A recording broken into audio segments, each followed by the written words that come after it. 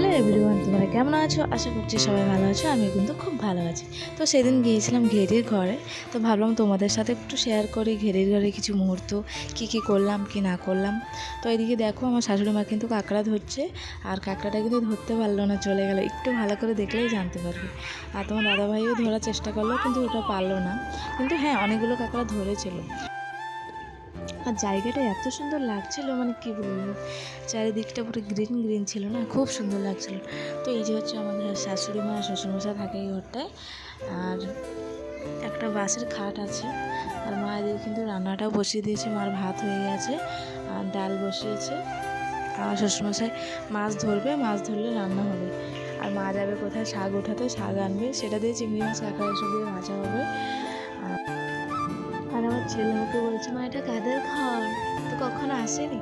তো এই যে দেখো, হাতে একটা জলের বোতল আর একটা হাতে কী ছিল কে জানে, সেটা নিয়ে ঘুরঘুর করছে আর দেখছে।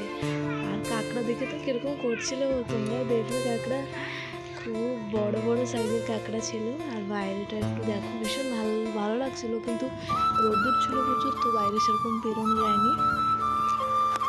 তো এই দেখো, ওরা কিন্তু এখনও কাঁকড়া ধরছে, সেটাকে ধরতেই পারলো না। তারপর আর কি খেতে দিল শাশুড়ি মা, মাছ ভাজা, ভাত, ডাল এসব দিয়েছিল।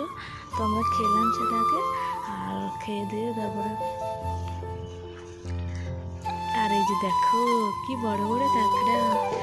আর শ্বশুরমশাই ধরতে দেয় না, কেন এখন হচ্ছে রেট নেই, তো কাঁকড়া সেরকম দাম নেই, সেই জন্য ধরতে দেয় না। তারপরে যে শ্বশুরমশাই মাছ ধরছিল, ভাবছিল একটা বড় খঙ্গা ধরবে, কিন্তু সেটা হলো না, কারণ জলটা পুরো নিস্তব্ধ হয়ে গেছিলো। যে সময় জলটা ঢুকানো হয় সেই সময় জলটা পুরো উতাল পাতাল হয়, তখন কিন্তু বড় মাছ লাফায়, সেই সময় ধরা যায়। তো সেই সময় জলটা পুরো নিস্তব্ধ হয়েছিল, সেই জন্য বড় মাছ পড়েনি, ছোটো ছোটো মাছ পড়েছিল। অল্প কিছুই মাছ হয়েছিল, সেগুলো দিয়ে আমরা রান্না করেছিলাম। কাঁচা তেলে রান্না হয়েছিল মাছ, আর মা শাক এনেছিল, সেই চিংড়ি মাছ দিয়ে ভাজা, এই যে দেখো। আর ডাল হয়েছিল। আর এই যে লাল লাল যেটা দেখছো, সেটা হচ্ছে কিন্তু চুপুর ফলের টক চিংড়ি।